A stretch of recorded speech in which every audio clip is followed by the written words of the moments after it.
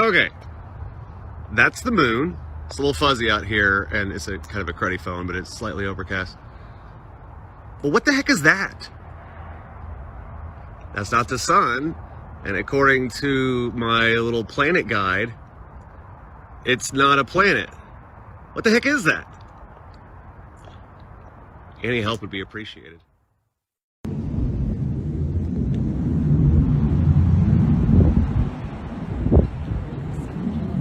You can see the jet now, but he's definitely flying. This is probably the same seeing all over the. It's just floating there. That's what's the weirdest part about it.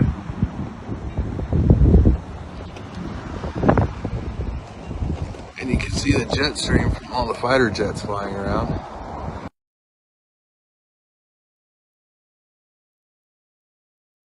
The stars are actually angels. They are not big balls of gas and fire like they tell us. And those galaxies are not what they tell us either.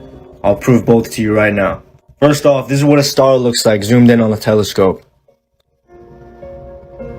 What does that look like to you? You know, I don't have to say it. Now let's crack out the Bible real quick. This is from Revelation 1:16. And he had in his right hand 7 stars, and out his mouth went a sharp two-edged sword. The 7 stars are the angels of the 7 churches. The stars are the angels. It says it right there. Now, I believe it's commonly known that when Satan fell from heaven, he took 1/3 of the angels with him. Now this is from Revelation chapter 12. And behold, a great red dragon having 7 heads and 10 horns, and 7 crowns upon his head. It's talking about Satan. And his tail drew the 3rd part of the stars of heaven, and did cast them to earth. Why did it say stars and not angels? Because that's what they are. Now you're probably wondering, what are these galaxies and nebulas that they show us? Now this is in Psalm chapter 18. He made darkness his secret place. His pavilion around him were the dark waters, which is referring to the waters above the firmament, and thick clouds of the skies. So God's secret place is these thick clouds in the skies that are surrounded by the dark waters, which is the water above the firmament. Now take one of these pictures right here. Turn it to black and white. What do you see? That is a cloud. Here's another one. Cloud. All the NASA images are literally created by artists. They even tell you on the news. Watch this. Many of those images have a dark, grainy start, but color and light reveal an astonishing glimpse of how the deepest regions of space might appear to the human eye. What I'm trying to do is... And before you go, NASA means to deceive. Watch this. The serpent beguiled me, and I did eat. To beguile means to deceive. In the Hebrew translation, NASA. So NASA means to deceive. Not to mention they got a big old serpent tongue going through the whole logo. What's a serpent? It is a large snake, a sly or treacherous person, especially one who exploits a position of trust in order to betray it. There you have it. Go ahead and hit that like and that follow.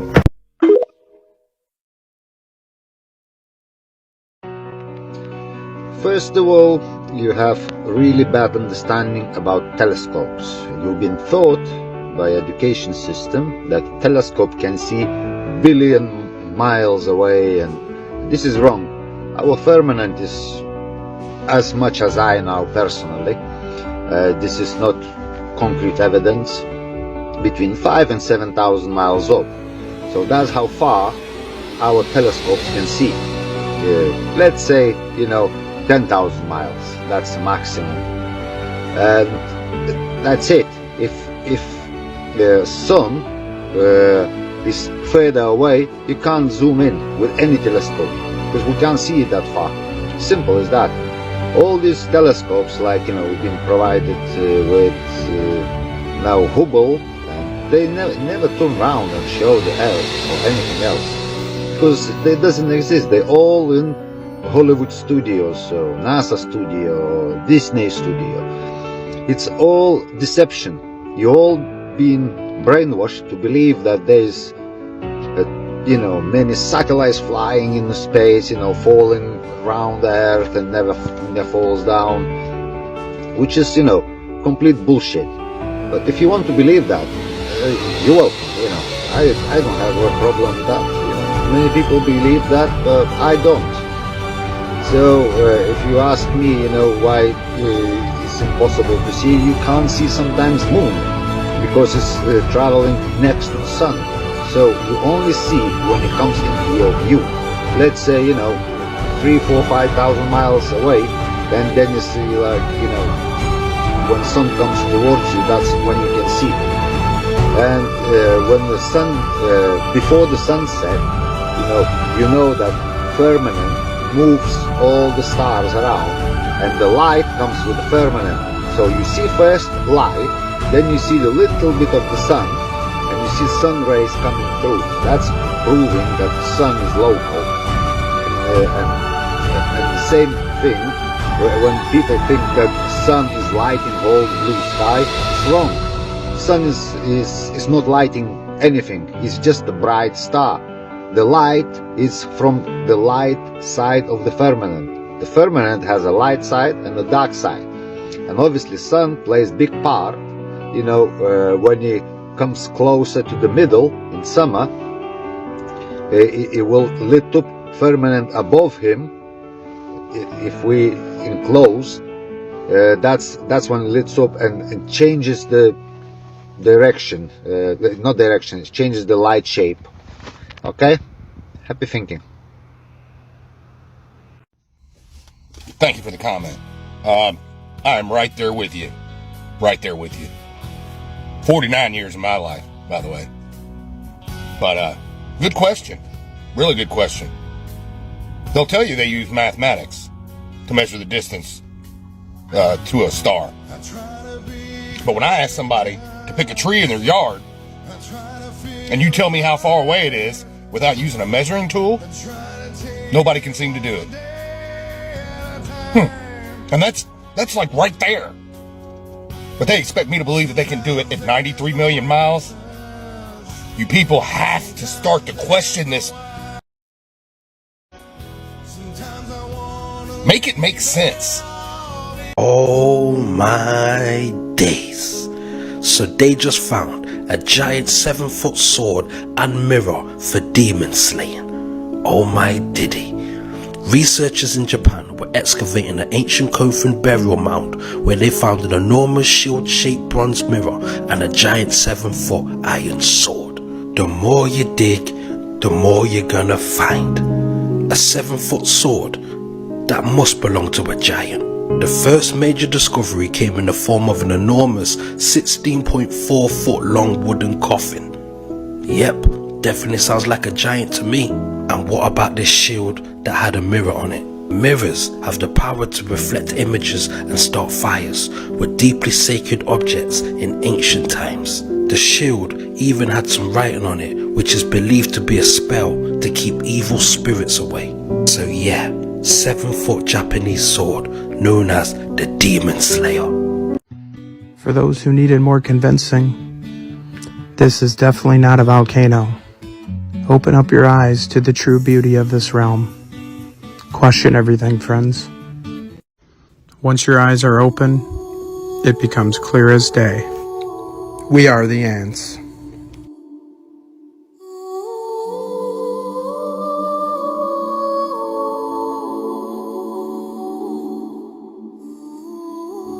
Question everything, friends.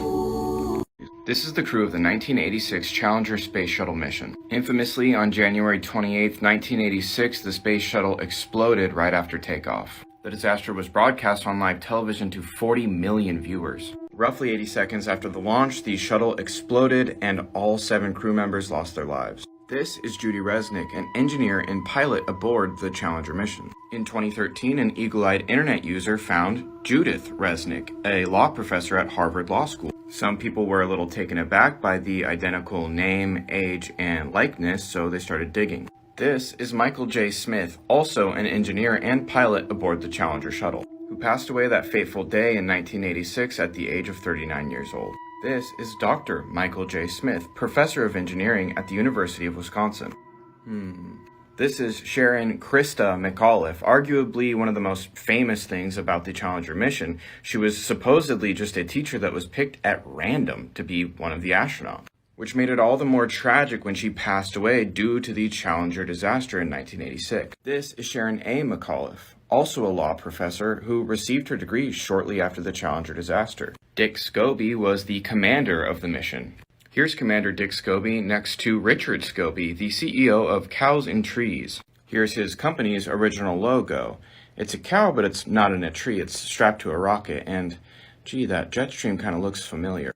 In fact, just in case I wasn't making it clear, the top picture is the Challenger ship shortly after exploding.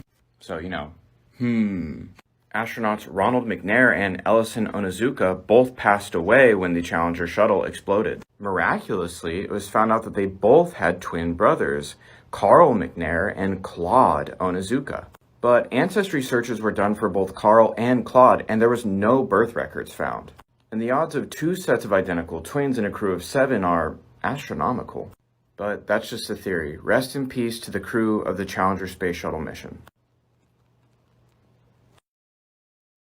What they're claiming is that they went 1,000 times farther than they can send astronauts today, 50 years ago, on the first attempt with 1/1,000th the computing power of a cell phone. I mean, when they flew across the Atlantic for the first time, a few years later, hundreds of aircraft and thousands of aircraft were flying across the Atlantic. When they went to the North Pole and South Pole here on Earth, they never made it the first attempt. It took multiple times.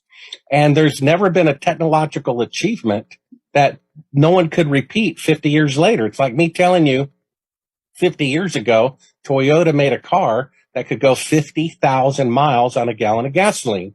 And yet today, 5 decades later, their best car can only go 50 miles per gallon or 1,000th the distance. You would laugh and say the original claim is preposterous.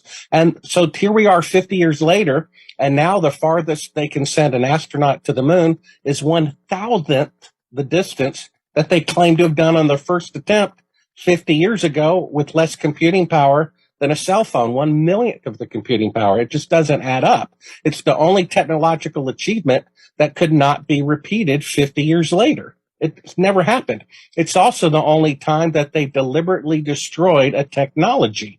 I mean, the B-52 is 70 years old, and there's still 200 of them in service. And yet they admit they destroyed all the Apollo equipment, and they're claiming they have to go back to the moon and recreate it from scratch. They destroyed all the original videotapes, all the original blueprints. You would never do that if you really went. You would only do that if there was a fraud and you were trying to cover your tracks. Stop scrolling. Do we live on Earth or do we live in Earth? Think about it. If we lived on Earth, we would be on the outside of it. Something like this.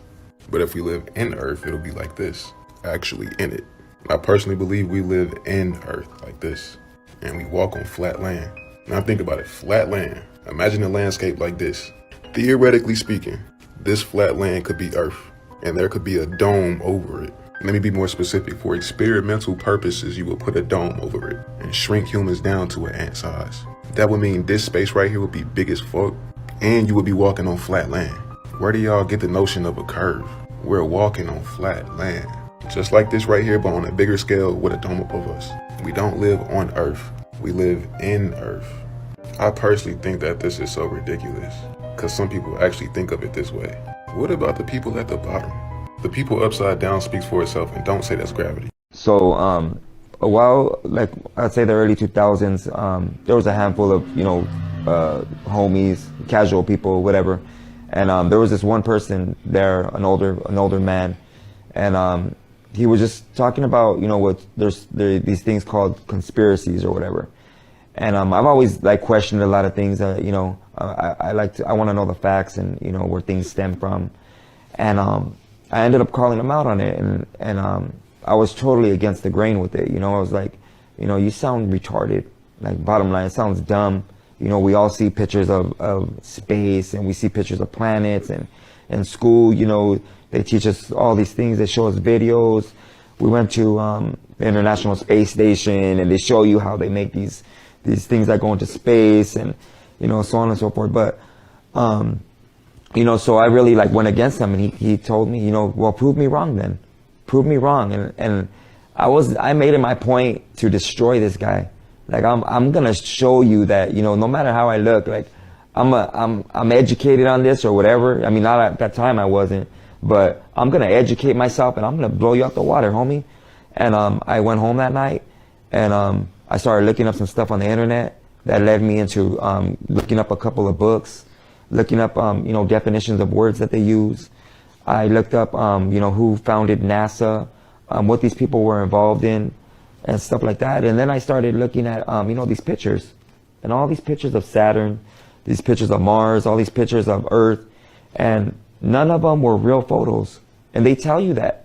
They tell you right on their page and websites that these aren't real photos. They're renderings. They say rendering, which means it's what the artist depicted it would look like, or it says CGI, computer generated image, on it. And the artist that developed it, the software he used, and that. So, I mean, come on, is that a real photo? No, it's not. So when you buy yourself, you want to go buy yourself a real telescope and go look at how these so-called planets really look, they look like they're sitting in water up there. And when you go into, when you educate yourself on our tribes, our oral traditions and stuff that we learn within our tribes, you learn that these are frequencies up there. They're not planets, but they're pronounced planet, a frequency, a dimension. The stars that we see that are twinkling, those are called luminaries. They're watchers. They're called the watchers in scripture and oral history. That's what they're called. They're literally like different angels in the different 13 realms of heaven. The ones that don't blink, that are just plain, those are called the wandering stars. Those are planets or dimensions. They're literally gods that they used to worship back then. Mars, Marduk, Saturn, Saturnalius, and so on and so forth, to the 9 lower realms. So when you go into the oral history of our culture, you learn this, and you learn that these are dimensions of the 9 lower realms, which are bad energies or frequencies that they used to worship and do sacrificing.